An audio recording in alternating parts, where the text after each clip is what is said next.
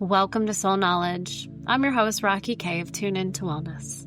We are souls having a human experience, and this podcast is where we remember that. Your soul has lived lifetimes. It has a history, a purpose, and a wisdom that goes deeper than anything your mind can analyze. My work through Reiki, hypnotherapy, past life regression, subconscious healing, and intuitive transformation is to help you not just learn about your soul, but to actually know it. Here I'll be sharing real stories from real sessions, lessons from the unseen, and truth telling about what healing really looks like. The messy, mystical, holy, human, sometimes hilarious, often uncomfortable, absolutely life-changing parts of it all. And I'll warn you now, if you don't like the honest language or the occasional well-placed F-bomb, this is not the podcast for you. Because sometimes the most spiritual thing you can say is, fuck this, I'm done repeating this pattern. So let's take a breath. Tune in. Let go of what you think you know. And let's drop into the wisdom your soul's been trying to give you all along. Welcome home. Welcome to Soul Knowledge.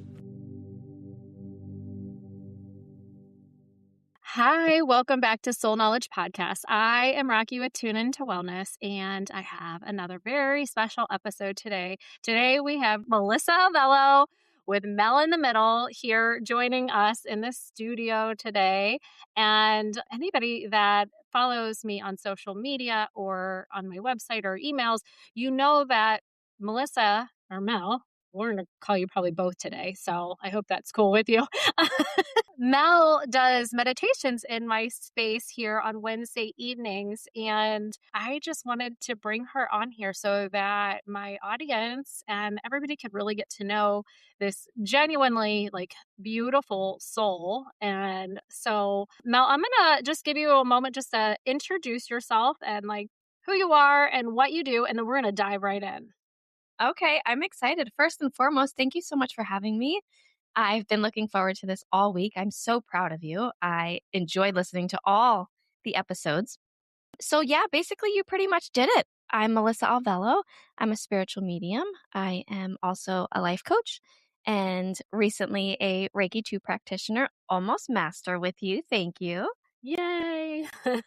And a meditation teacher. And so I've thoroughly enjoyed diving into Wednesday nights with our girls and sometimes Guy, my husband. He's just awesome and joins in on all of them. He's a good sport. So yeah, so basically I do intuitive readings where we focus on the current energy surrounding, yourself. So it would be finances, romance, relationships, career, things like that. And then my specialty is mediumship, where I sit with you to connect with your loved ones to just basically prove the continuity of life after death and to let you walk away with clarity and peace and just a part of the puzzle that's missing, right? When we lose a loved one. And so we're human, right? And so we're selfish sometimes. And so we'd give anything to have one more hug, one more conversation, one more literal anything, right? When we're in that deep space of grief. And so I come in and I try to give you that one last interaction to just kind of put the pieces together. Yeah, I love how you call it the continuity of life. I don't think that I've ever thought of it like that, even though obviously I'm very well aware that life doesn't end here, in this physical body. So I love that you are able to use this beautiful gift to really give people just a sense of peace, of healing, but also understanding that life is so much bigger than what we are aware of and what is physically around us. Sure. Yeah. And it's healing, how many times do we lose somebody we love and then we turn out to be angry with God, right? Because if we served a loving God, why would he ever take somebody that we love away from us, right? Or why would he take that gem of a person, right? Like the world was a better place with them in it. And so my goal in every session that I sit in is to bring the sitter closer to God and or source, whatever they want to call it. I like to call him God. And so just to bring them that clarity and that reconnection, because I find that we walk away from him, he doesn't walk away from us. And so when enough time has passed and we're able to get rid of, or not even get rid of, but like move out of that anger stage of grief into that softness, into that space where we are ready to receive now, spirit comes in and does literally all the work. But I always give the credit to God, because before we sit down and do our sessions, I invite him in and I say, let me hear what I need to hear.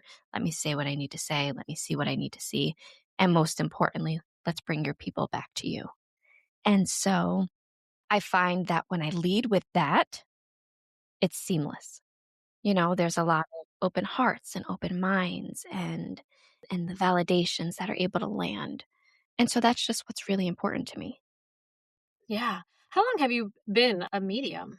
So I was born with the gift, but I didn't know it until 2016. So November of this year will be 10 years that I've been doing this, like full on walking in my purpose. Yeah. So tell me about like younger Mel, maybe before you like fully realized you had this ability. And maybe you got some like little inklings throughout beforehand. You want to tell me, maybe have any of those stories? Sure. So this is one of my favorite things to share about, because I grew up in a Catholic home. We didn't go to church every Sunday. We didn't really read the Bible, but my mom was very religious in her beliefs. Okay. Where we were taught that psychics and fortune telling and all of those things are just woo and not okay. And they're dangerous and they're scary and we just don't mess with them. But I remember. I was raised Catholic. I went to Catholic school for 9 years. So I am feeling you right now. Okay. Yes. So in my younger years, I remember my sister and I used to watch Sylvia Brown on the Montel Williams show. Yes. On Wednesdays. My mom and me did too. Oh, hell yeah. I'm here with you. Damn it. I missed that. Yeah. Me too. So her and I would lay together in my older sister's bed, because she just had the bigger bed and her room was cozy and comfy, and we'd play with our sunflower seeds and just chill, right? And I remember one day it was a commercial break and she was going downstairs to smoke a cigarette. And we always like picked on each other, like, ooh, the spirits are going to get you, you know? Now, so we would be upstairs in the house. And so you would leave the bedroom and you would come to the landing of the stairs. But to the right was always this little like cubby of space. It was empty. Now, for whatever reason, that space in the house always gave me the heebie-jeebies. I hated walking by it by myself. I hated having to come out of the bathroom from my shower. Like, it just felt cold. And I never knew like how to pinpoint what I was experiencing in that space. But I had shared it with my sister, like, and she felt it too, like something, it just doesn't feel right. It's weird. And, so she got up and she'd be like, she'd hop off the bed and run out the room and be like, oh, I'm going to leave you with the spirits, right? Well, one day we both hopped up at the same time and we're running into the hallway and we go, oh, spirits, if you're here, make the lights flicker. And the fucking lights flickered. Did you guys scream and like pee your pants or what? It had to have been at least 15 steps. We made it down at least 3 of them. We leaped. Oh God. I would have been, how old were you guys at this time? I was still in like maybe 8th grade. I had to be young. Okay. Yeah. I totally would have that would have scared the absolute life out of me. Oh man. So that like confirmed the fact that that whole space was like, something's going on in there, Uh-huh. Oh yeah. Wow. And so that was my very first actually, I'm lying. But that was my very first like physical sense of spirit being a thing, right? And physical indeed. Holy smokes. Yes. That was like, oh my God, we were shitting bricks at that. But like at that point, she must have smoked at least 4 cigarettes. Like we missed the rest of the episode. There was no making it back upstairs. I don't know if I would have went back in the house. I don't know. Like it was so creepy. But now that I look back on it and I laugh, because it's like, I love when spirit makes the lights flicker now. oh my God. Yeah. Oh yeah. Me too. I love that too. And I had an experience when I was younger with the lights flickering, and it was right after my grandma passed away. So I'm 17 years old at this point. My grandma had passed away, and my family was really stressed because a family member had kind of taken her life insurance money. We didn't know how we were going to pay for her funeral. And they were sorting this out. And so for the week after my grandmother had passed away, the lights in my house were flickering. My mom brought in an electrician. I mean, they were all going crazy. I wasn't afraid of it, okay? Like, I was not afraid that these lights were flickering, and I was just like, "Okay," and I even had, like, a really beautiful connection with my grandma. She came to me in my dreams, like, so she was very much, like, around, and, of course, the electrician came in, and, there was nothing wrong with our lights. But once they all got the funeral figured out and all the family members kinda chipped in, our lights stopped flickering. And I was just like, and I was 17, and I mean, I totally believed in all this stuff at this point. I read Sylvia Browne's books after, my mom and I sat there and would watch them on like Wednesdays, like we're all sitting there, right? But what was really interesting at the time my grandmother died, because I didn't really fully understand like how the lights kind of flickered. And did you ever watch that movie? Oh, shoot, what is it called? With Nicolas Cage, and he was the angel. He was like an angel that came back, and why can't I think of that name? I literally have I feel like I know what you're talking about, but I don't think I've, like, seen it in its entirety. yeah, okay, well, let me just get to the point of this, okay, real fast. In that movie, it came out within weeks of my grandmother passing away, okay? And he is, like, walking down this hallway in the movie, and all the lights flicker right as he walks by them. And I was just like, "Whoa, holy smokes." But what was even cooler about this story is his name was Seth in this movie. Oh, City of Angels, that was the name of the movie. City of Angels, okay. His name was Seth, and he was an angel, and he was, like, human form to come help this lady. And he was standing in her kitchen, and she's like, "Okay, Seth, like, what's your name?" Like, she was really like, "Hmm." And he looks over, and there's plates, like, in her cabinet or whatever, and he's like, "Oh, my last name is Plate." So his name is Seth Plate. And at the time, like, we're on, AOL dial-up and all that stuff, and I had to log in, and my dad's password at that time was S Plate. And I was just sitting there, and I was like, wow, I always thought the password was weird anyway, like, where did he get that from? And then in this movie, this is his name, and then it's, like, all these lights blinking, and there was just, like, so many different, like, random coincidences, so either way, the lights blinking totally made me think of that story, and, That is so cool. it is really cool how spirits show up to us, and I feel like they show up, and you can tell me, your opinion on it, but I feel like they always show up in a way that we can handle, and my grandma coming to me in my sleep was the only way I think I probably wouldn't have shit my pants and ran out of the house, right? You know? Yeah, for sure. Absolutely. Yeah. And so I find that dreams are very rare for people to have. And so it's my understanding based on my experiences with the readings that I've had is that they come through the dreams when your soul really, really needs it because your subconscious mind and your conscious mind aren't able to battle each other in that moment, right? Where if you're like wide awake and you see grandma chilling in the hallway, you're going to be like, hell no, right? What the Love you, grandma. I gotta go. you gotta go. We all gotta go. Right. So, but when we're in that sleep state, our conscious mind is out of the way. And so we're able to take in whatever the messages are. And sometimes many people have dreams that their loved ones show up and they don't say anything. They're just there. And it's a common misconception where they say, well, they're not talking to me. They must be angry or not at peace. No, babe. They just want to let you know that they're there. Yeah, and that actually makes me think of the dream that I had with my grandma. Like, okay, so it was like a really kind of a wild experience for especially a 17-year-old girl to go through. But I woke up in the middle of the night, and I was profusely sweating. Like, I mean, profusely sweating. And I slept with my light on at the time from a previous death, and it terrified me. And my sister still shared a room with me, and we always kept that light on, okay? Because we were both afraid of the dark at that point. But I woke up and she wasn't in bed, but I was like like sweating. And I'm like, oh my God, what is wrong? And then all of a sudden I got absolutely freezing. And I'm like, oh my God. And I pull the blankets like this, and then I became frozen and I could not move. And it was this incredible aura of my grandmother. And she didn't say a word. And now I know a little bit better. I'm not, what is that where you clairvoyant, where I hear the voice? Clear audience. Yeah, okay, there you go. I am where I understand. I just have that understanding. So what is that, Clear sentient. You just feel, you just, yeah, and so I just, like, I could understand what she was saying and what she meant.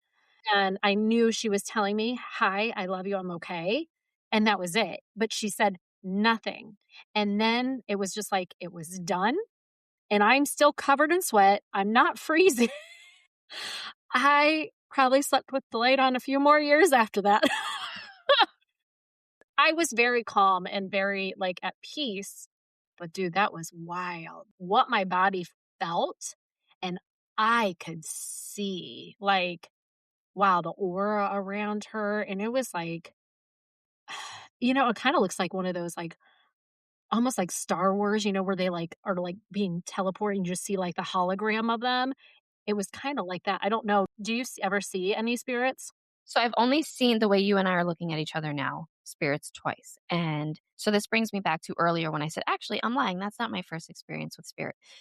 When I was in the sixth grade, I had just moved here. One of the girls in my neighborhood got hit by a car and she ended up passing away. Well, she was really close with my group of friends. And so I was there. And I knew the girl. She was very nice, very sweet. Went to visit her in the hospital. And so it was the night before her funeral. And I ended up staying at a friend's house together. So it was my friend had a cousin. We were at the cousin's house and they were really close with the little girl who passed away. Her name was Ashley. And I'm sleeping on the couch and minding my own business, trying to fall asleep. And I wake up in the middle of the night and I'm on the couch. My head is like to the side and something, I don't know. You just know, like when your eyes are closed, like energy is real. You can feel when somebody walks in the room. And so I was half asleep, half awake, and I felt something. So I opened my eyes and she was right in front of me, like face in front of me. And when I tell you, I was absolutely mortified. Mortified. I closed my eyes really, really tight. I pulled the blanket up over my head and oh my God, no, like, no, no. A few days before that, when she had first passed, the girls in the neighborhood all wanted to have a sleepover at my house. I was the new girl in town, okay? Like, relationships really weren't all that established just yet, okay? Well, I guess they decided that my house would be the best place to come and have a seance. I had no idea what that was. I had no idea what that was, okay? So we're all in our room. There was like four of us. We're all in the room. First of all, they all get there. They're all in backpacks. Their backpacks are clinking. They have all these things. Whatever, we grab our snack, we get ready to go to bed. And they all look at each other and they go, okay, it's time. And I'm thinking to myself, time for what? Right? So they all go to their backpacks and they're all pulling out candles and they're setting them up in a circle in my room. And I'm just, I guess, helping. Like, I didn't really know what the hell was going on, but I'm the new girl. These are my friends. Like, okay, cool. This is what we're doing. And I don't remember what happened, but I remember we all screamed. And my mom came running up the stairs to open the door to find five girls sitting in a circle. I'm sure this went over really well with your mom, huh? She is so like, she's been out of New York for so many years, but she still has that really thick accent. And so I just remember shitting bricks the minute that door opened. Like I'm in for it. I know my mom doesn't fuck with this type of shit. Like, crap. So she's like, absolutely not. Get rid of all this. What, you guys are going home in the morning? Like, absolutely not. Right. So that cut it all very, very short. So fast forward to this night, and I'm thinking to myself, oh my God, the candle thing like happened. Like, it worked. Like, their thing was, we're going to communicate with her. We're going to make her come. Okay, cool. I'm not thinking spirit and creepy and hauntings, and I'm not thinking any of that in the moment. I'm like 11, right? I don't know. Now, for the longest time, my mom was able to keep this life away from me, right? I didn't know about psychics and media. Like, I genuinely had no understanding of this world at all. I was so naive. And so now I'm laying on this couch and I open my eyes and she's there, like full form, beautiful, healthy, like she has a full head of hair because when I saw her in the hospital, they had to shave her hair. But I like closed my eyes and was like, oh my God, whatever this is, I need it to not be there when I open my eyes again. And it wasn't, but it shook me to my core. Like, so much so that I was like, I don't ever want to think about this or remember this again. And I really didn't remember it until I'm telling you the story about Montel Williams. And so it comes up very vaguely here and there where it's like, I guess I have been seeing spirit for a long time, you know? Fast forward to a few years ago. Now, I had already been doing my mediumship. I had an office in my home. I was having my clients in my home regularly. Now, that's always been my number one thing. I don't want to see you in the physical. I don't want to feel you in the physical. And you are not welcome in my home unless I invite you there. And when I close my bedroom door at night, you're not welcome. Because I think boundaries are very important for spirit. And Have to have boundaries. Yeah. Yeah. you have to have them, you know? And if you don't, like, they'll take advantage. But if you do, I do find that they are very respectful and very understanding. As I say that, I also have to preface it with, I only communicate with spirits and souls that are at peace and in God's white light. So if they're not at peace and they haven't gone to the light, I physically, mentally, emotionally, I cannot connect with them on that level. And so when I say that they're very respectful, like these are the souls that we're communicating with that I'm talking about, you know? I very much believe in dark energies and entities and, shadow things. My radar is not on that whatsoever. Like my boundaries are very, very strong for that. I call in Archangel Michael a lot for things like that. Yeah. Absolutely. Do you like I've been reading, or I don't know if I'm listening, probably because I don't usually sit down and read a book, if I'm being honest. I listen to podcasts and books. I want people to tell me stories and be entertained. So it's not rare, or it's very rare that I sit down and read a book. But my question is, do you feel like you use like a gatekeeper? That's what I've been reading about, is having like that gatekeeper, not just Mark Angel Michael, because I use him for my protections. I have him protect my space before clients come in, because I also only work with energy, light energies. Have I had to deal with some dark energies? That's a whole nother podcast. But yes, I have been psychically attacked by a dark thing and I was totally thrown off. But that's a whole nother story, another day. But do you work with a gatekeeper though? So I do. So my gatekeeper is Archangel Michael and the Holy Spirit.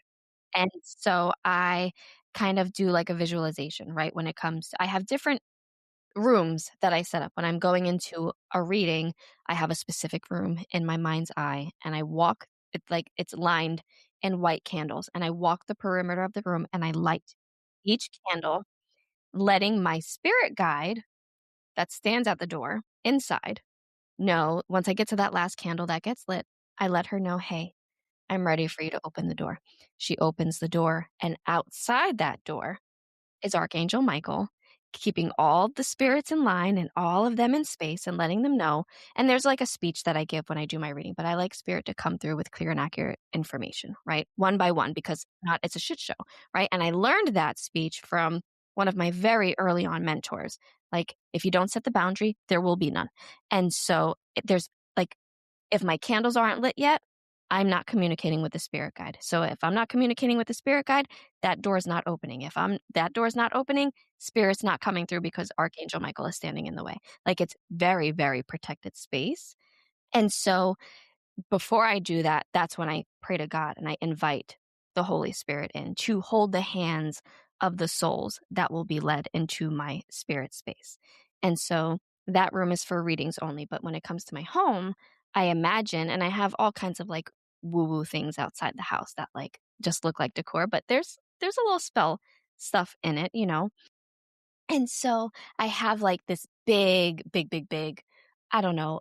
Think of like the Matrix, how like the walls go up and it's like numbers and letters and it's like green and it like moves, right? Like a wall type of thing, right? Something like that. And so I have that on the entire perimeter of my home. And then I throw up large gates, large steel gates and like iron. Like when I grew up in New York, like we would walk by buildings and their outside gates would have like these big points on the top of them for, like, anybody who tried to climb over them, like, you're gonna be injured type of thing. And so that's, like that's what's outside of my home, and then I have Archangel expand his wings and essentially hug the entire like, now he's really, really expanded in my mind's eye. His wings are absolutely massive, and so I have him cover my entire home in that space. And so it's important to have a gatekeeper. And then I also have my spirit security, who is Josh.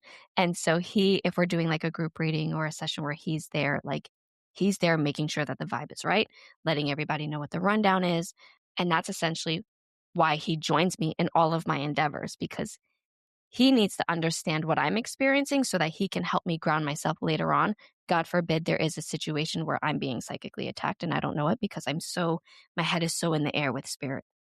Yeah, I think I do wanna say that I just love your relationship with Josh, which I mean, obviously, I adore him as well, and I feel really honored that I have gotten to do Reiki on both of you guys and, like, be in your energy, and y'all are, like, really, really good people. And I mean, that's why I do feel so comfortable having you come into my space and do the meditations and everything. And obviously, so I just wanted to give Josh a little shout out there because I adore him and I adore your relationship, like in that he is, essentially what you're saying is kind of a protector for you. And I think that's really beautiful. Absolutely. And thank you for that. And I don't take lightly your trust. The first day I walked into your space, like it was like, I can exhale here. Like she spent a lot of time cleansing the energy and putting the right intentions into it. Like it feels like home to be in there. And so when you asked me to come in and do the meditations, I was like, I'm honored. Like that's an honor to me. And I hold that in such a high regard. So I want you to know that I appreciate your trust there and I'm enjoying every step of the way. And so with Josh, he is just a ham, right?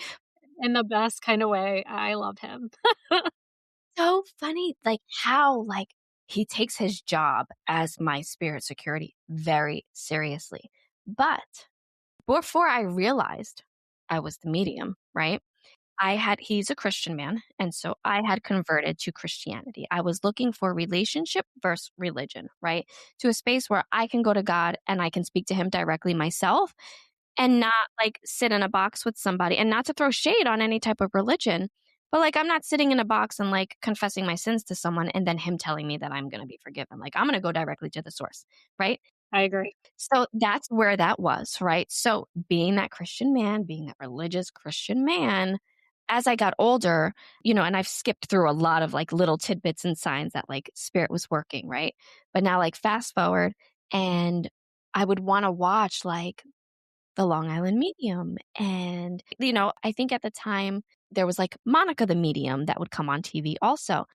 But anytime he was home, he'd be like, that spiritual warfare is real. Like, turn that shit off. We're not watching that. We're not welcoming entities through the television with our children. Like, that's not happening. Right. But I was always really, really intrigued. And so his mom had passed, and I had had loss, but not anybody in my family at that point. And so it came time that it was time to lose somebody that I was very close to in my family. My mom's sister, she passed, and she and I were very, very close. And that loss hit me like a ton of bricks. That grief chewed me up and spit me the fuck out. And I at this point in my life, now I'm like kind of privy to the afterlife. And I believe, if my mom can take me to church and light candles for loved ones, like there's got to be some kind of belief there for her. And there has to be some kind of, this is kind of okay type of thing. Right.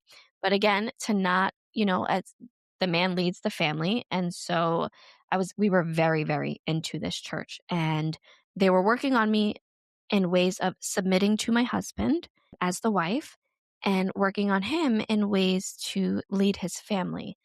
And it was a very different time in our lives. And I remember him just always saying, like, we're not watching it. And so I would watch it when he wasn't home. Right.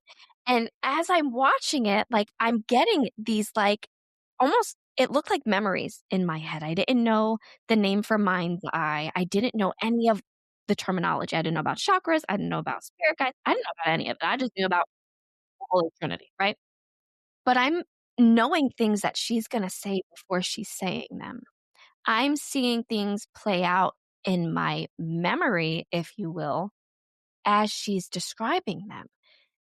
Again, didn't think anything of it, had no idea that anything was like brewing in me. And there was a local radio guy, his wife was a medium, and he had posted about her one day on Instagram. And now, as much as I believe in this stuff, I'm also a skeptic. I'm also like doing things behind my husband's back. Like, so I'm not going to follow, I'm not going to comment on anything. I'm just going to be like a silent watcher, right? So she started doing these Facebook Lives, and I was watching one night, and it was late. Josh was in the shower, but I was and so she would go live and she would do readings, and people would call in and be like, that's me, right? Or, people watching on their Facebook would say, that's me, whatever. But she's in this reading, and I'm so captivated in it that I don't even realize that the shower water had turned off. And so now, before I know it, he's laying next to me and he goes, what are you watching? And I go, shh, just listen. I would have taken whatever came with it later, right? I turn it, yell at whatever, right? Rebuke me in the name of Jesus, whatever you needed to do, right? Condemn me, whatever. I didn't care. Like, this was real stuff, like unfolding in front of me. Like, there's no way I wasn't believing that. And so now he's watching it and he's watching it, and it's going on like it's a long time. And it ends and he goes, wow, that was really incredible. And now my wheels are spinning, right? And I look at him and I go, now are you ready to have a session with his mom and my aunt, right? And he looks at me and he goes, you know what? Go ahead and book it. I could have died right there. Something in hindsight, right? Something in my spirit shifted. That wall that was always there was immediately lifted. And so I call and I speak to an assistant, and I just give my name, my number. She gives me a date. I don't tell her my guest's name. I pay. She gives me my date, whatever. And from there, I'm like excited. I'm giddy. I'm like, oh my God, I can't believe this is really happening. Like, I'm so excited. And I'm washing dishes, right? And I'm doing like, this is the next day, and he's out having a business meeting. And I'm washing dishes. And now I'm like, I'm so excited. And I'm talking to all the loved ones that my family has lost. I'm talking to his mom. She responds to me. I'd never experienced this before a day in my life. And I go, that's weird. Okay, cool. And I move on, right, to the next person, to my sibling's father who had passed away. And at the time, I was helping my brother through a lot of things. And he lived with me. And so I said, hey, I am willing to share my space. If you have anything that you want to come through with that will help me help him, like, I'd be more than happy to welcome you in and have you and just hear whatever it is you have to say. And then he responded in my head, right? And I'm like, oh my God, that's weird. So whatever, I'm going to move on. Like, I'm just going to move on. So now I'm going to my aunt, right? And I'm talking to her, and she freaking responds. And with that, I'm done doing dishes. Like, I'm done, right? Like, I'm pacing the room, and I'm like, what is happening here? And I'm rebuking it in the name of Jesus. I'm thinking now that I've opened like a negative portal type of thing. Now I feel like I'm going crazy. And so I turn around and I look back, like, because my kitchen and my dining room were like connected. So now I'm pacing the dining room and I'm looking, and there's just a random bubble floating through my kitchen. I had been done doing dishes, like, when they like you put the soap on the out of the bottle, bubbles happen. But like if it came from that, like, it had been floating for a long time now. So I call Josh and I go, I need you to leave your meeting, and I need you to leave your meeting now. And he laughs at me. He really can't talk because he's sitting in front of his client. And he goes, why? What's going on? And I go, I was praying to our loved ones and they started talking back. And I hear them. And he goes, well, maybe you really are hearing from them. I could have died right there because what do you mean my Christian husband, who forbade me for years of even dabbling in this type of stuff, is now telling me maybe I am hearing them? What even is my life right now? I'm expecting to go and be put in a straitjacket. Like I'm thinking to myself, like I need to pull my kids' clothes out for the week. Like I need to plan meals. Like I'm going somewhere. Like I have to go somewhere. Like the voice was it was my voice, but like the response was so loud. It terrified me. So he goes, well, maybe you are hearing from them. And I go, "Oh, okay, that's cool." So I hang up with him and I'm shaking and I go, okay, I don't want to hear anything else. But if I am actually hearing from you guys and I do actually have this gift, I need you to tell me in the session. But don't say anything else to me today because I'm freaked the fuck out. That sounds about right. That might be, I might need at that point, you want an external validation, not some shit in your head making you feel like you're crazy, right? Yeah. Exactly. So the day comes, and so that's how Josh came about, right? That's how he came about. So that's like the evolution of Josh's like walk into spirituality. And so the weeks go by, and now when my aunt had passed, I had always had a song that she communicated with me through. And so I'm getting ready for the session, and I'm just again prefacing it by saying, I don't want you to hear you talk back. But I just want to say, I welcome you all in. I have an open heart. I have an open mind. I fully believe in this. Like, let it be good, you know? And with that, my aunt's song starts playing out of nowhere. On my Pandora opens and just starts playing out of nowhere. I didn't have the music playing prior. Why they gotta be so scary, huh? Like, why? I know. And I go, oh my God, okay. Okay, cool. So I'm just talking to her. And then I go on to this is really big for my husband to show up with for me today. I mean, I'm talking to his mom and I'm like, I really need you to like come through. And with that, now in my front room, we have a huge Beauty and the Beast snow globe collection that he started for her when she was living. And when she passed, it was passed down to our daughter and we continue to add to it. So anything Beauty and the Beast is always tied to my mother-in-law. And I'm talking to her and I'm talking to her and I'm doing my hair. And A Tale as Old as Time plays on my Pandora now that is continuing to play. And I text my sister because my sister knew that I was going in to do this, which I have to shout her out. Nicole has been my biggest fan from the beginning that I came out doing this. She is my number one hype girl. That girl thinks I am the coolest person in the world and I will take it. She's not wrong. I mean, she's not wrong. Like, let's give Nicole props for her intelligence here, huh? And so, but she'll always, so I texted her and I was like, oh my God, like we're going to have a party in that space today. She goes, what do you mean? And I'm telling her like, this is what happened, da, da, da, da, da. And she's like, oh my God, I can't wait to hear all about it. So we get to my session and I am shitting bricks. I am so nervous. Now I'm fighting my heart and my mind, right? Now I'm fighting everything that I've been taught in life. Like God has always been center in my heart. And now I'm like, am I going against you? Like, am I upsetting you? Like, you know, it was a struggle. And so we walk in and we go upstairs and she greets me, but then she walks past me and she looks at Josh, who I didn't give a name for, never liked her stuff, never made myself visible to her on social media. And she puts her hands out to him and she goes, Josh, nice to meet you. Spirit told her his name. And from that moment on, like, so then she walks and guides us into her office and Josh and I are looking at each other like, Yeah.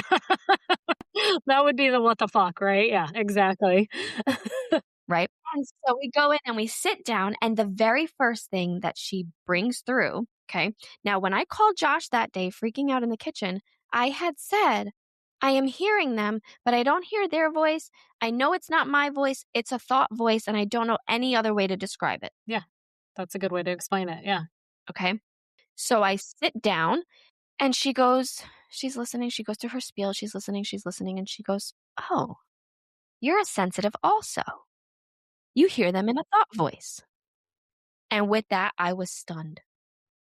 Absolutely stunned because that was the only way that I knew how to describe it. So now I feel like, holy shit, this lady's in my mind. But also, oh my God, I really was hearing them, right? and I can't speak. Now Josh is speaking for me. And he's like, she does, she has, like, this is what happened. But the hearing didn't happen until that wall was lifted, where I was given the permission to create the appointment. And with that, like, the rest of the session was just, she blew us away. And so I asked her for every book, for every type of research that she could give me so that I can lean into this, because I knew immediately this was what I wanted to do. On that couch, I knew this was what I wanted to do. And so she happened to be doing she had an existing class that she was doing for mediumship development, like 1 and 2. But in order to do that class, you had to enroll into this weekend that she had coming up. After that weekend, you then had to apply for this class. And she had to, like, decide whether or not you were meant to do this as a business, right? Because I'm a firm believer that everybody has this gift, right? But as you said in a few episodes before this one, your purpose isn't always meant to bring in money. So Josh enrolls in this course with me. We do the weekend.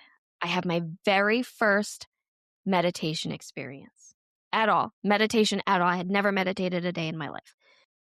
And she brings us through this beautiful guided visual where she brought us to our loved one.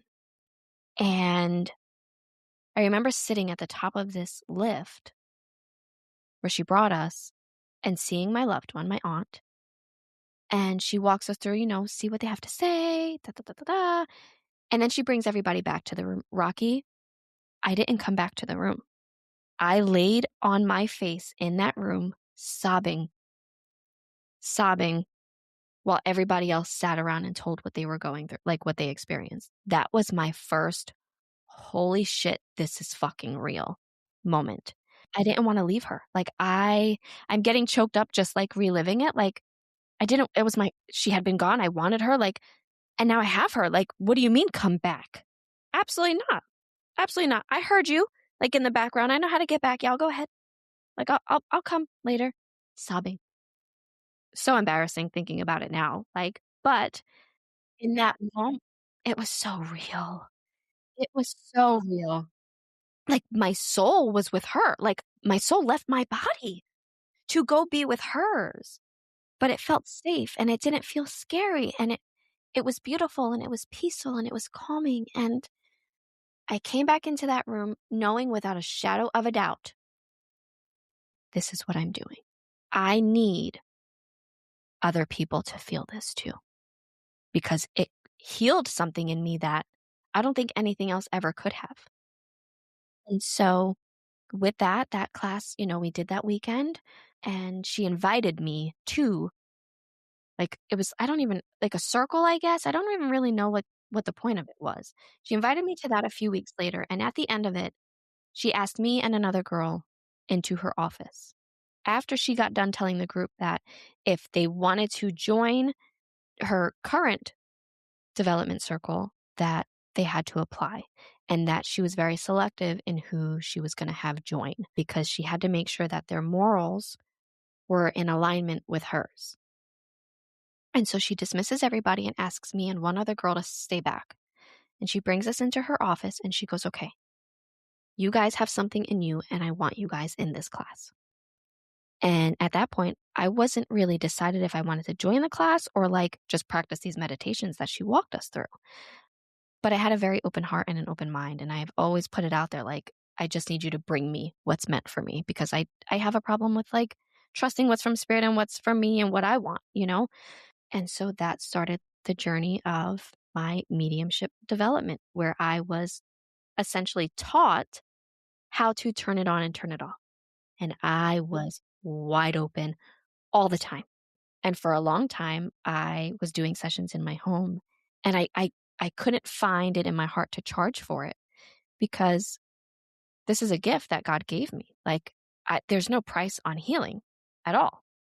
Then I learned that I can't just turn it off at a certain time limit. And it takes a lot out of me. And I love every minute of it. But I had to grow comfortable with the fact that it's an energy exchange. So for my energy, there has to be a price. And it still is uncomfortable, right? And I still do my best to go live and do my freebies and give them away. But that's kind of like the story of how I came about. I love that story. Thank you for sharing that. And I think that's a very real like story. And I'm sure there's so many people sitting here like, oh, I totally get this. I mean, because I'm sitting there like, yeah. I mean, because like you said, all of us have the ability. It's whether we choose to develop it. Because I know I have the ability and I have a lot of boundaries. It's not that I'm running from it, because I mean, a little there are some, like, I have done a lot of work on that scared little girl with the abilities, which I think that is I mean, and I've had people come in on my, Reiki table, and I can feel that. I was like, "You are intentionally blocking this out and you are closing this out." And so for me, I am like putting my toes in the water because I want to be really careful and very intentional. And I don't want to just do it. Like I would really like eventually I'll probably do some sort of class. Like I need to be trained how to do it properly. I mean, I communicate with my grandmother on a regular basis. And I loved how you said, like, so if anybody feels like they have these things, like, I like that room space that you were talking, like, going into this room because I did, I think it was in a book, I was listening to Awakening Your Psychic Abilities, I think that is. It's a book, and I love the book. And I was listening to it on my walk because I don't read books, guys, right? I listen to books. But she was walking us through like how to be a medium and to do this. And years ago, I did a Reiki session with the lady that I trained me to be a master. And in one of those Reiki sessions, I was walking down this path in the woods.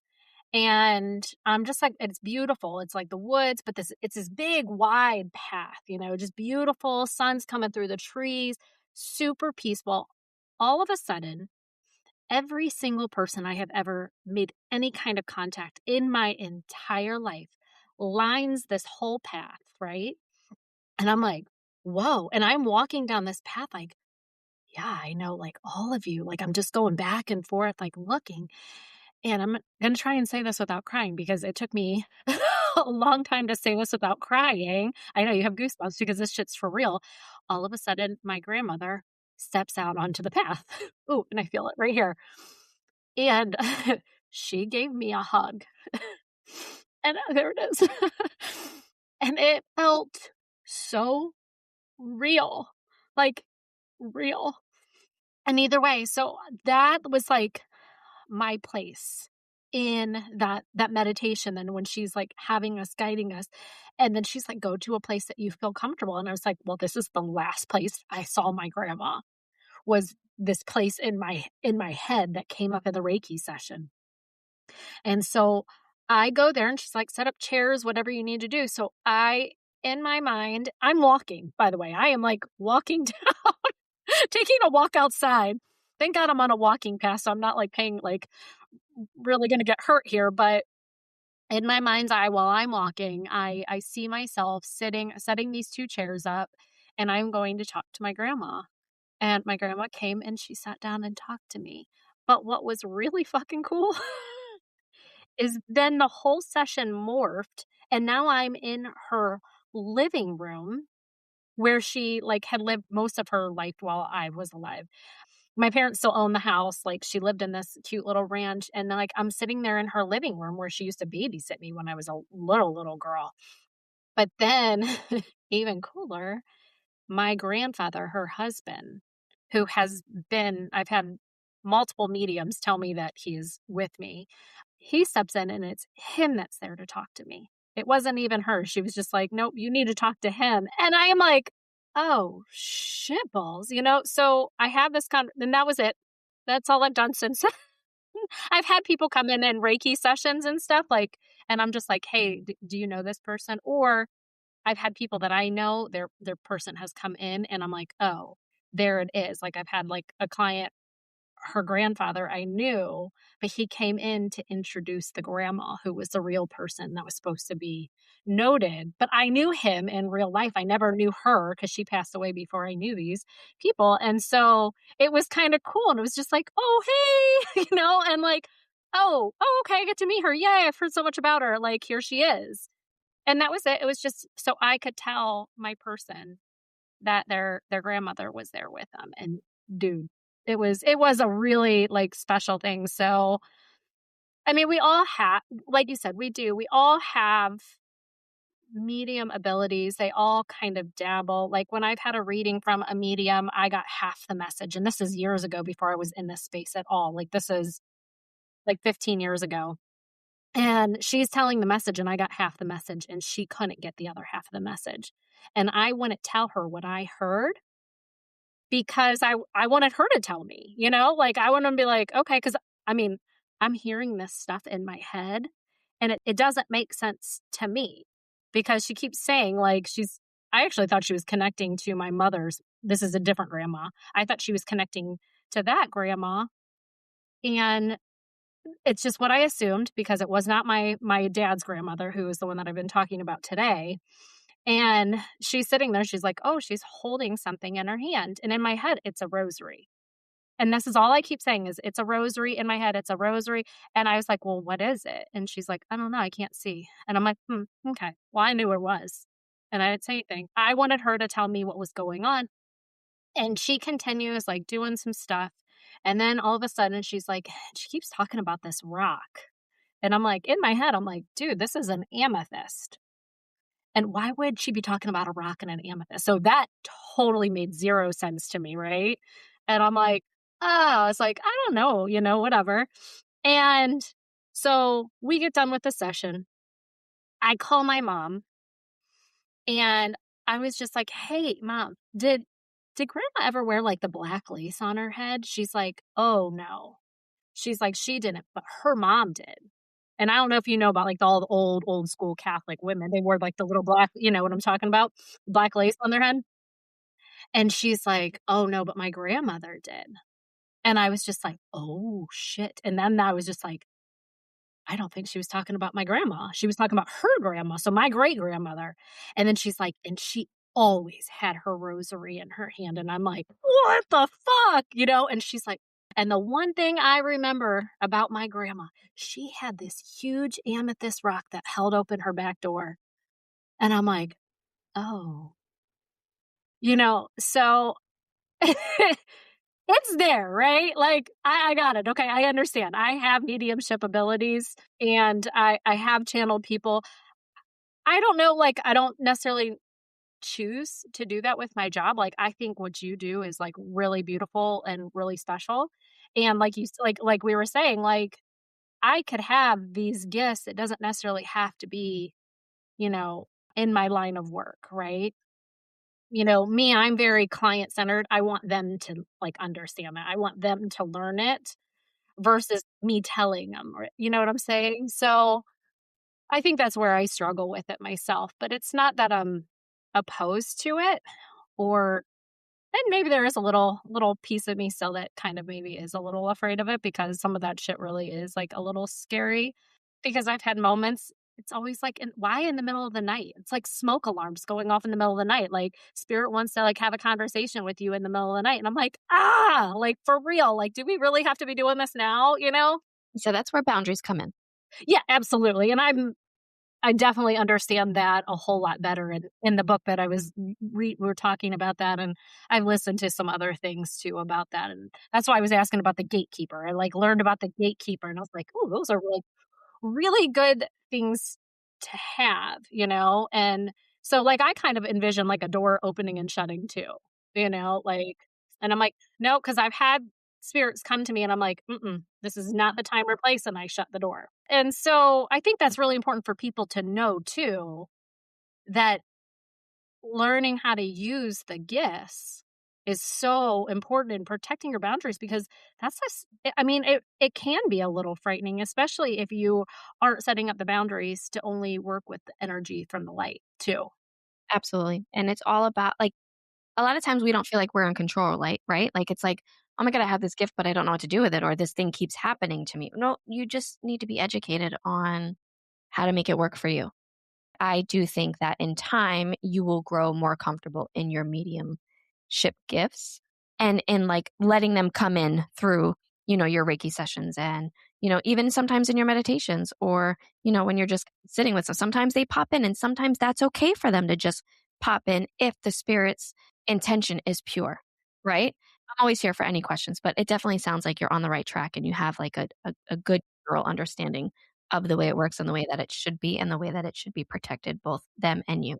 Yeah, and I think that's really important obviously I'm doing some of the legwork and hopefully people are starting to like hear this and maybe it does stir something in them where they want to, maybe play with this. And I think it's really important to have boundaries and to only invite in energy from the light because you really have to have a lot of training to work with dark energy. And because I have had an experience with an entity from the dark, I can tell you that it is a little startling and quite terrifying. And if you don't know what you are doing, that could be really, really dangerous. And so, definitely getting training, having a mentor. Do you mentor at all?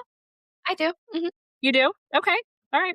Well, good. So you are there for people too, or me, if I need it for the questions. And well, awesome. If people wanted to work with you or anything like that, how could they work with you? So right now, my website is under construction. So we're working based off of social medias. And so you can check me out on Instagram. It is Mel, the letter N, the middle. And then on Facebook, it's the full word, Mel in the middle. And then I have like my booking page and my email and stuff based like in the bios so that you can find me that way. Perfect. Awesome. Yeah. And are there certain types of people that you prefer to work with or No, I cater to everybody. If you are in a space where you're in a transition in life and you just kind of need some clarity to like verify what it is your soul has already told you and what you already know. Sometimes we just need that outside voice. That's where the intuitive sessions come in. And so we sit and we just kind of check it out, you know? and so you don't just talk to past loved ones, right? You talk to spirit guides as well, correct? Yep, correct. We do spirit guides and sometimes there are sessions where it's intuitive and mediumship where we're speaking to loved ones and your spirit guides and it's all just kind of like blended in together. That's when you come in with an open heart and an open mind and you're like, I just want whatever the universe has for me today, right? Those are the best kind, right? But then sometimes we have the people who are like deep in their grief and they absolutely need that conversation with a loved one. They need to see and feel and know that their loved ones are around them. And so we do that. Or, sometimes we're just lost. Sometimes we just don't know what it is that we need. And so we sit through that also because I also do life coaching. And so that's why I went and did my life coaching because so much of these sessions are therapeutic in a way where I need to have something behind my name that says that like I'm qualified to speak about these things, right? I'm like so much of it is coaching. And so I just hold space for you to be held and to be seen and to feel. And, if there's ever anything in your spirit that makes you feel afraid of the unknown or afraid of sitting with me, or, some people are hesitant to book a session because they don't want to cry in front of people. Like, I create the space just for you to be seen, to be held, to be, to say, to feel whatever it is you need. And know that without a shadow of a doubt, we are sitting in God's presence. And so if there's a religious aspect that's holding you back, I'm not pushing that on you. I completely respect you and where you stand. But I want you to know in your heart that it is God centered. And I have asked multiple times in life, God, if this is not of you and the work that I am doing is not for you, please take it away because I don't deserve it. I don't want it. I don't deserve it. And somehow he continues to send me the people that need his love. And so if you find yourself needing a little bit of love in any aspect, in any way, I'd love to sit with you and hold your hand through whatever it is you're facing. Is there any advice that you give to clients before they come into a session with you? A lot of times, signing up for a session creates this anxiety, right? Because it's fear of the unknown, right? It's like, oh my God, what's going to happen? What if they don't show up? Like, what if I've done something to disappoint them? Or, what if she's going to see bad health and she's going to give me bad news? Well, first of all, my advice is always to take a deep breath and just show up with an open heart and an open mind and know that my main goal is to leave you better than I found you. And sometimes excitement feels the same as anxiety in our belly. And so if you change the narrative in your mind from saying, I'm nervous or I'm afraid to, I'm excited, it shifts your energy when you get to sit down in front of me because our brain doesn't know the difference. Our brain believes what we tell it. And so if you just say, I'm excited and I'm looking forward to it and it's going to be good, I promise you it's going to be good. We'll laugh, we'll cry, but I promise the tears will be good. And I promise not to rip you open and leave you that way. I promise to make sure that we are completely closed and you walk away with a peace within yourself. And that's why my sessions have no time limit because you can't put a time limit on healing. And so I look forward to sitting with anybody who feels called to come and sit with me. And I'm always open to questions. If you're not ready for a session and you just have a couple questions and want to know how it works and what to expect, I'm here for that too. Yeah, I love that. And I really love that you leave your sessions open, as long as it's obviously not too draining on you energetically. I love that you leave that space to sit as long as it's needed for your people. So I think that's really beautiful that you offer that to people. And I think that is something that is unique. And I don't think I've ever heard of any other medium doing that. So love that. Thank you. It's draining. It's a lot, but again, like spirit doesn't work on a timeline? Yeah. Okay, so we're going to start to wrap it up here. I am sure you're going to be back on this because I feel like you and I can sit here and chat about all like the spiritual and the connections and the life after beyond here. So, but you have to end with the final question. And that question is, what is one moment in your journey when you truly tuned in, when you realized that your soul was guiding you? That's a really good question. I love that question. I think that we go through life so often where like we think we're letting our soul guide us, but then I've always done like the automatic writing when it came to spirit, right? Have to be honest and say I've had a few situations where I would purposely do a meditation and a journaling session where I wanted to connect with my higher self, but it wasn't ever my main focus. Like I know who I am. I'm comfortable at my core. Like never felt like I needed to hear from my inner self, right? And I don't say that in a cocky sense. I just mean like I've always been confident, right? But when I came into the girls' night with you and we did our meditation and we did our journaling at the end where you said, just put the pen to the paper. It was that moment that started like the snowball effect of my healing, right? With things that like were happening in life and where it became a regular practice. Now my journal's full of messages from myself to myself. And so I would have to say that sitting with you in girls' night and then we did the retreat and then continuing to show up for meditations and girls' nights and just implementing it. Now I look forward to that. Now it's like, I don't know everything and I don't have to know everything, but she knows, right?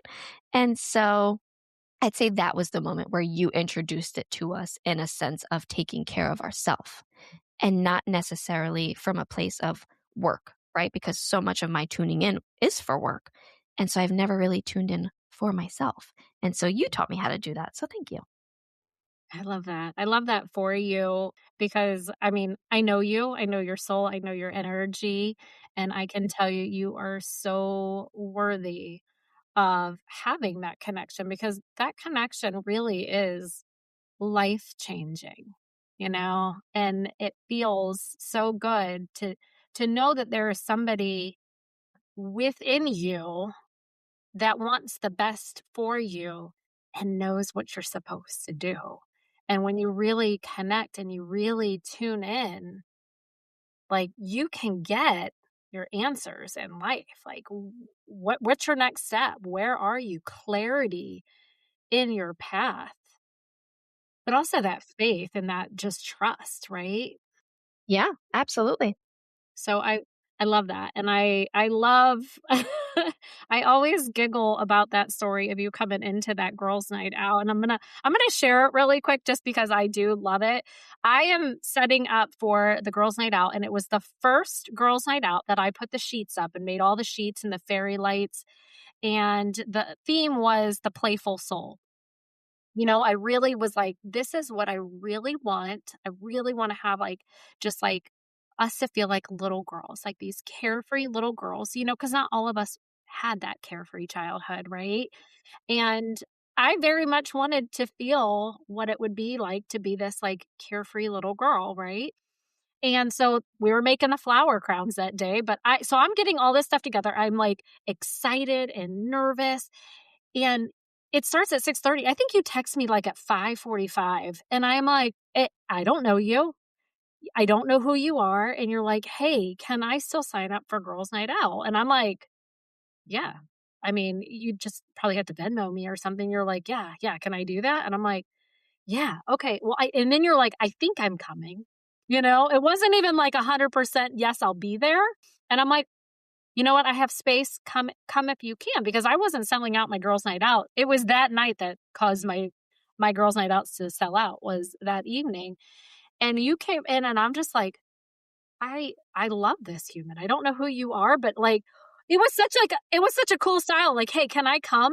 You don't know a single person in that room, but you felt like you were always there. Like always there. And I'm like, damn, I love this girl. And I'm so happy that you took that opportunity to come into my space. And then you were vulnerable in those moments, and you connected with the women that were in that room that day. And I haven't been able to shake you ever since, man. Girl, you're here. You're stuck. I love it. I was battling with such anxiety that night where I was like, I think I'm gonna come. Am I gonna come? What do I wear? And you're like, well, there's gonna be pictures. So I'm like, I just did it. Like, and I walked in and I was so uncomfortable. So uncomfortable. But it was important, and it was one of the best decisions I've made, because sitting here today, almost a year later, we do it in April, we're sitting in January now. I am in the best space that I have been in years. And I just thank God for your willingness to say, you know what, it closes an hour before, the class, but come on anyway. And you guys just created such a beautiful space. And I held it to myself for so long before I decided to share it out somewhere, because so much of my life is doing for everybody else. And so I needed that one sacred space for myself. And you guys kept it there for me until I was ready to share it out. And now the people I share it out with share it out. And I just love that. I love the community that you've created, but that we also create together now as more people in. Absolutely. Yeah, I mean, I feel very much, even though I'm technically orchestrating it, like I feel very supported by everybody. Like I get to have my space to be vulnerable just as much as everybody else does in that space. And I think that's what's like really, really beautiful about this, is that people could come in as they are, and just be. And I think it's really important too to emphasize when you said you were really uncomfortable, but you knew you were supposed to show up. And I think people can really understand that, and they can feel that. Like you get really, really uncomfortable, but there's a pull pulling you in. And here we are. Now we're telling them, right? Do it, because there's something pulling you there, because when we really do things that make us uncomfortable, that's where the fucking magic is. Like it is magical when we're like, oh, I think I'm gonna throw up. That means I'm supposed to do it. Okay. Yeah, I do that on a regular basis. I'm like, I think I'm gonna throw up. I think I'm gonna puke. I guess I'm supposed to do this. Fuck. Okay. Let's like I gotta go put some more deodorant on really fast. Yes, absolutely. And I'm just so grateful for you. I'm so grateful for you. You've been such like a pivotal part of becoming who I am today, and like holding my hand, and like not necessarily pulling me. You're supporting me while you hold my hand.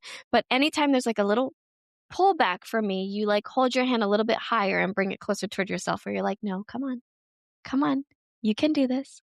And so I am just so confident in the woman that I am today and where I stand and who I am in my skin and what I have to offer. And I'm just grateful for you for creating all of these spaces and opportunities for me. So thank you. Well, I'm truly honored. Like, I'm truly honored to have you here in the space. I'm honored to have you come in and lead, the Wednesday meditations. And I'm sure eventually it's going to be more than just Wednesday. I adore having you in this space. I love your energy. I love your soul, which I can't say that I know very many souls that are as genuine and beautiful as yours. And so thank you. Like, thank you so much. Like, and for trusting me, because I think that's really important and I feel, between the two of us, I feel like we have a really beautiful energy exchange, we're going back and forth and really supporting and loving and giving each other a little push and a little nudge. Right. And so, thank you. Like, thank you. And I know, like, my people that have been in my meditations are really, really enjoying coming in, and you are spoiling the hell out of them. I have to say, like, you're kind of making me look bad a little bit, but I'm going to let that go because I like you. I love that they have, and that's just who I am. Like, I am. It is. It is. Like, you are so, like, generous. Like, you coming in with, like, the sugar and the honey, because I had run out of honey the one day. I mean, and this girl, like, Mel came in with, like, the biggest thing of honey and this big old thing of sugar. And I mean, I had just met her. She's like, oh, well, you didn't have any honey, so I brought you. I'm like, holy smokes. And I feel like you've done that, like, before. You're like, hey, you said you wanted some more snacks. I got some snacks. Like, this girl has a lot of stuff. And she's like, you said you're gluten-free. And she brought me all this gluten-free stuff. And I'm like, hot damn, there's not many people like you in the world. And I think the world is absolutely a better place because you're in it. Thank you. I appreciate you. I just try to be really intentional. And I feel like it takes somebody that way to be able to recognize somebody in that space. So, yeah, well, I'm sure we both have our big stories, right? And it has made us who we are today. And I guess we'll eventually get to those, right? Either way, thank you again for joining us today. And for those listening, please reach out to Mel. I adore her. I love her. I trust her 100%. If you feel called to do a session with her, or even just come in and do a meditation and journal session, because hers are like, I mean, I'm doing all intuitively and I'm reading the room and the energy, but man, she's like spoiling you. I don't even know. Like, she's fantastic. But please reach out to her. Like, if you enjoyed listening to the podcast today, if you enjoyed her just listening to our banter, go ahead and, like, shout out to her, shout out to us, share the podcast today. And those listening, I hope that you trust your magic, you find your magic, whether it's me, whether it's Mel, whether it's both of us coming in and helping you find that magic and trusting that connection to yourself. I hope you do it because you are worthy of it. You deserve it. And life can be really, really exciting and really fun. Do you have anything to close out with? I think you did a phenomenal job. All right. Well, awesome. Until next time on the Soul Knowledge Podcast. Thank you for tuning in and for doing this work, not just for yourself, but for everyone connected to you. If this episode stirred something in you, trust that. Share it, leave a review, send it to someone whose soul needs it. Your voice and your ripple matter. And if you're ready to go deeper, to explore your past lives, heal your patterns, reconnect to your soul, or work with me one-on-one, head over to tuneintowellness.com or connect with me on Instagram. Until next time, trust what you feel, honor what you know, and remember, your soul already has the answers. Be bold, be light, be you. I'll see you next time on Soul Knowledge.